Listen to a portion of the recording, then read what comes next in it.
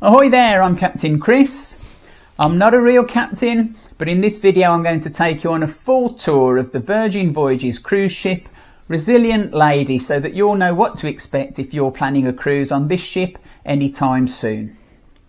We'll start at the bottom and work our way up, and hopefully you won't be needing the medical centre on deck 4. So on deck 5 you'll find Sailor Services, which is reception to you and me. And next to that is Pink Agave, which is a really good Mexican restaurant.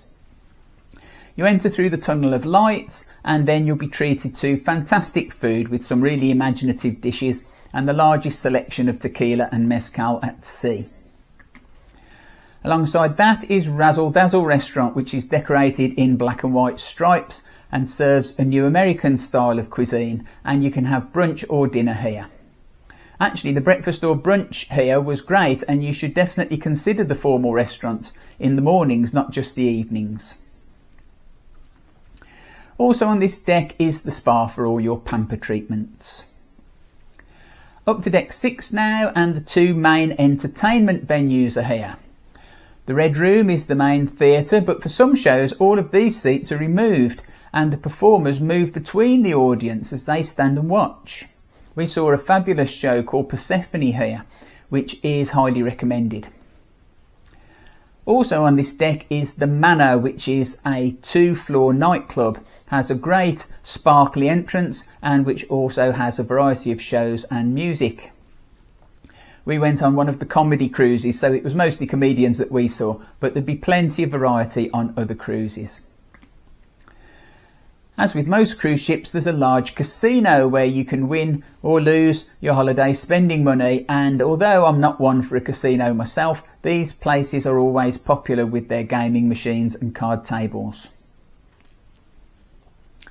In the high street there are lots of shops to browse around on your days at sea.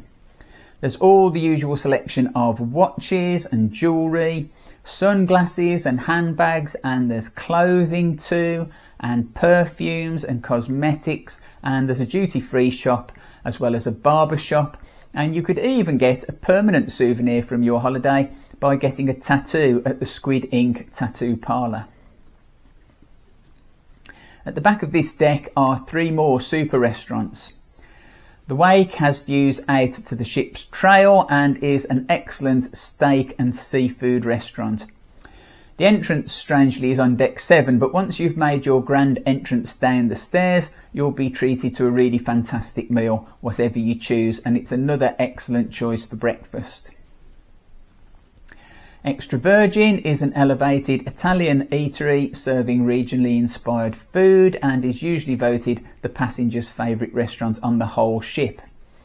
It was certainly the scene of my favourite meal of the week, which was their New York strip and chili butter.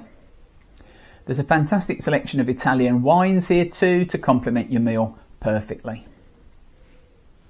Also on deck 6 is the test kitchen, where you'll feel like you're in a science lab rather than a restaurant, as you're served a multi-course tasting menu designed to challenge your taste buds with different flavours and textures. This is one of the most unique restaurants on any cruise line, and it's a must visit for the adventurous. Up to deck 7 now, and at the front of the ship is the Groupie, which is a karaoke room. And across from that is the Sip Lounge, which is a champagne lounge where they serve morning coffee, afternoon tea and evening caviar. Next along is the Draft House Bar, where they serve draft beers along with shop cocktails. Then there's the brilliantly named Lick Me Till Ice Cream, with a great selection of homemade ice cream flavours, including vegan options. This place is absolutely great and every flavour sounds delicious.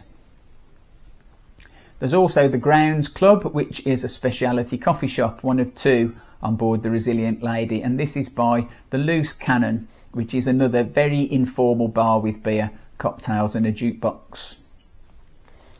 Opposite this is the Social Club, which is a great way to pass the time when you're at sea. There are absolutely loads of board games here for you to play. There's a bar serving drinks and snacks to keep you going, and they have games and quizzes here which were great fun to join in with. They had karaoke here too sometimes, And just next door there's a great arcade full of old school video games like Pac-Man and Space Invaders, which were all the rage when I was a teenager, and the best thing was that they were all free to play. We spent plenty of time in the social club and it was really popular and enjoyable. At the back of this deck is a juice bar, and then there's the dock and the dock house, which are casual Mediterranean style eateries, one indoors and one outdoors, where you can get a light lunch and a drink and watch the ship's wake disappearing into the distance. Decks 8 to 14 are full of cabins, and I'll show you around ours at the end of the video. So next we'll carry on up to deck 15. Just before I do, can I quickly ask you to hit the subscribe button and allow notifications. It's great to see so many of you subscribing, and it means you'll know when I post another video, so please subscribe. Thank you. Deck 15 then, and at the front there's a place called the Scene with great views out to sea, which can be booked for private events and groups. And opposite that is the Tune-Up, where you can get pamper treatments with ocean views. Beyond that, and we're outside, this is the main outdoor area for swimming, hot tubs and sunbathing. It's called the Aquatic Club, and there's a bar called Gym and Tonic and lots of sun loungers and seating. It's often the venue for exercise classes and other activities, although there's no cover here, so activities sometimes have to be moved indoors if the weather's not suitable. The pool area here is also the venue for the sail away party and other party nights, and someone often jumps in the pool fully clothed, so it was great fun here whether you were partying or just watching. Behind here is the large gym called B Complex, which is very well equipped with bikes and treadmills and weights, and you'll need to burn off plenty of calories because right next to the gym is the galley, which is Virgin Voyages' answer to the traditional cruise ship buffet. Buffets are great, but they do create a lot of waste, so Virgin's idea is still to have a huge choice but make each meal to order so less food ends up in the bin at the end of the day. Once you're inside, apart from there being another specialty coffee shop here, you'll also find a huge selection of tempting foods to try. The standard stuff like burgers and chips at the Burger Bar and Diner and Dash, as well as toasties at Hot Off the Press, and lots of choice of breads at Well Bread, and cakes and desserts are at the sweet side. Then you've also got a noodle bar called Noodle Around and a taco place called Let's Taco About It, which were both very popular and the food there was excellent. There's also a place called Bento Baby that serves sushi in bento boxes and beautiful fresh fruit at breakfast time. These places are all included in your fare, as are all of the formal restaurants, so you should definitely try them all if you can, and there are hot and cold drinks here too, which are also included. We loved it in the galley and visited here every day. If you're looking for a toilet whilst you're in the public areas, you'll need to know that they're not called toilets on Virgin Voyages. They're called the heads, which is what they were called on sailing ships in the old days. And behind the galley, there are these toilets with large windows. They're not the only toilets on board, but they are the only ones with windows, so they really are a loo with a view. At the back of this deck is Gun Bay, which is a lively, social and hands-on Korean barbecue place where you sit in groups and enjoy the experience of the waiters shouting Gun Bay and the food being cooked at your table, and there are even games going on in between times.